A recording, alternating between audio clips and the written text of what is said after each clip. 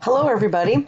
I am making this video as we finish up week one. I've been grading. I'm finished with everything that was submitted into the DL1 course section. So everyone who's in DL1, you can go and take a look at your grade book to see what has happened.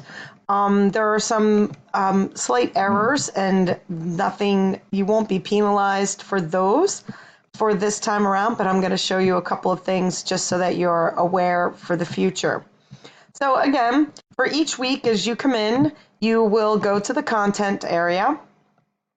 In the content area, you will see what is due. So as I'm scrolling down, this week we had chapters 1, 2, and 9. This coming week, effective the 28th through the 6th, we have reducing your cardiovascular risk factors and improving your cardiovascular endurance. One of the things that we need to pay close attention to that we learned in chapter 2 was that there are exercise prescription principles. If you talk to any exercise physiologist, we will tell you that exercise is medicine. And as you learned in chapter 2, the FIT principles, FITTE, not just the T, don't forget the last E. If you take a look at that, those FIT principles are the basis of every other category of fitness that we talk about. So when you're looking into chapter 3, pay close attention to the frequency, the intensity, the time, the type, and the enjoyment factor associated with your programming. So from that standpoint, everyone did a great job.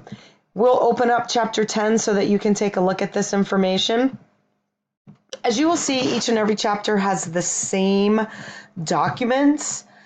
Each chapter has a PowerPoint presentation. It is a voiceover PowerPoint that is interactive. So launch that and review that after you've read your text chapter. And then the second one, this right here, is the discussion board, and it is why should everyone be concerned with cardiovascular disease. So you're going to make comments about that. Why should everyone be concerned with cardiovascular disease? Now, this isn't an opinion question. This is a question that you should get your answers from the readings in the textbook. So pay attention to that, okay? This is the homework assignment. If you open up this, it'll tell you what it is that you need to do for homework this week. The homework that's listed in here that says attached to the assignment button will be attached to this assignment button. So what's really important to understand is that as you open up this assignment button, you will see when it's due, what's going on, and this says Tuesday the 7th at 8 a.m., but it's actually technically the 6th, so this needs to be fixed, and I'll do that. The possible points are 10. Your written submission, you'll never write your homework inside of here, so you will always browse your computer. When you're browsing your computer, you want to find your chapter labs or whatever your homework is, and then that's what you will attach. Your reflection information will go in this. This is what I keep referring to as the comment section, comments. You'll type in here, this week's chapter, I learned that cigarette smoking, poor nutritional habits, and lack of exercise are increasing my risk for cardiovascular disease. I'm really going to need to change my behavioral contract to include some changes in these areas as I am working towards decreasing my cardiovascular disease because I happen to have the family components and genetic risk factors as well. So that's what you would type in here. These are personal, that's not general, nobody else can see them. It's about you and how you relate to the chapter information that you have gotten out of this chapter. So that's what needs to happen there. Very important to take that into consideration. I also want to take note that you are only permitted to submit each assignment button one time. If you do not have all of your labs uploaded into that, then you will not be able to resubmit again. So if you're adding something, you can save it as a draft form until you're all finished and then submit it. But if you submit, then when you go back, you cannot reopen. It would reopen different chapters, and then it would give you multiple different opportunities to earn 10 points for that chapter. And that's not what we want to do. So for this time, I'm going to just cancel that out because I'm not grading anything or submitting anything at this point in time. What I also want to point out, though, is that when you get to your discussion board, this little icon right here is each and every time you're going to post, see the little sticky thing on the board. And so anytime I open this up, it will go right into my discussion. The discussion is listed back there, and you come here and you create a thread. Now, you may recall that the assignment was. So I always make this my last name, and I will type CV, cardiovascular disease, CVD. Okay, and then I'll come in here and I will type in whatever it is that I think is my cardiovascular disease information and why I would do that. I don't want to give it away to anybody, so I'm not going to say anything. And then I would submit. What's really important to understand is that when you're doing the discussion boards, we are asking that you get it done within 48 hours of the class opening. So right now we are within 48 hours. It's the 30th, and this chapter opened on the 28th. We need for you to get your post in early because other people need to post to you. Your first post is worth 4 points, and that's based off of the time that you get it in there and the quality of your post. So you need to have some meat, you need to have some theory, you need to have some information from the textbook in there. And once you've done that, then you can post to other people. So you can come here and you can click on that person's name, which would be me in this case, and then we would reply to me.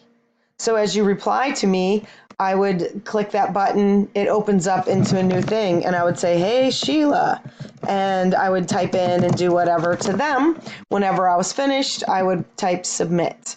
We want you to have value-added posts. I don't want you to just say, yeah, I agree, that's great.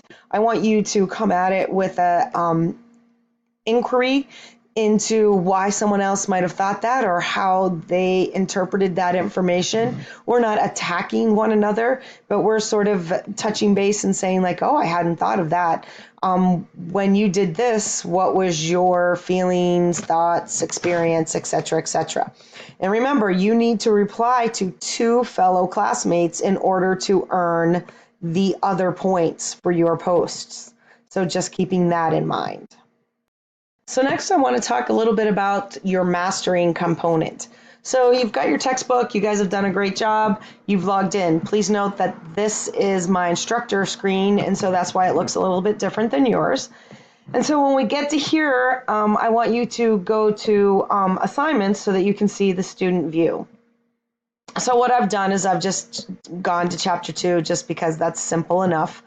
And when you go to this chapter, you will see that it has a variety of activities that you need to do and that there are points associated with them. Some things are for bonus and it will say extra credit, and some things are for just regular credit. When you get down here and you start to see the labs, please understand that I've included the labs in this component as part of the ease or just for you to simply be able to get access to them, but they should not be submitted in this format. So you don't need to write anything in here. All the lab information, including the reflections, interpretations. Remember, we talked about the analysis, the interpretations, and the reflection error. All of that will be in Blackboard, as I stated earlier. So let's just take a look, though, at Lab 2.1, because this one is very important. So when we take a look at this, I just click on it and it opens up. Whenever I open it up, I'm getting some people who are saying that they're struggling and that they're unable to actually be able to type in these boxes. And so what's really important to understand is that you must open this and then save as. So you must open each one of these files and save as, not after you've completed it, but before you type it in. all of this right here is not to be answered. There's no way for me to remove them from the system. But remember, these are to be submitted. These are the reflection questions that are to be submitted in Blackboard. Okay? So these don't have any point value. They don't get graded. They're not in here. This is for your ease. So some of you are taking the textbook and you have a paper textbook and you've been filling out the labs in the paper textbook. You take pictures of it, you send them to yourself, and then you will fill it out. Those are some helpful hints and tidbits for this information. Now let's take a look at how we can merge some files. Okay, so I use the PDF merge program. You may use whatever works for you. This is just one that happens to be free, and it's very, very simple. So you, whatever works for you. Some people have told me that they struggle because it's an Apple. It doesn't work well with Apple, excuse me. And so I don't have any problem with this on my computer. So what happens is I've saved all of my PDFs, and now I want to merge them together so that I can attach them as one file to my assignment button. So I would go to Browse, I would go to my computer, say I come here, I would like to take that file, I would like to browse for the second file, so this might be lab number 2, and I can browse for lab number 3, put them all together, and then I can say merge. It merges, and then it will say send the file to an email address or download it in my browser. So I just like to download it in my browser. Then I save it one more time to wherever it was that I would make a folder that said Concepts of Physical Wellness, Summer 18, however you want to do it, and then File, and then I would save it as that. So let's just say I go and I save it in my Summer 18 file, and I'm just going to call it Chapter 2 Merge, and then save as, and voila, it's all there. From that standpoint, I would go back to my Blackboard website. I would go back to my contents. I would select whatever chapter that was. Let's just say that was chapter 2. I come to my homework attachment button right here.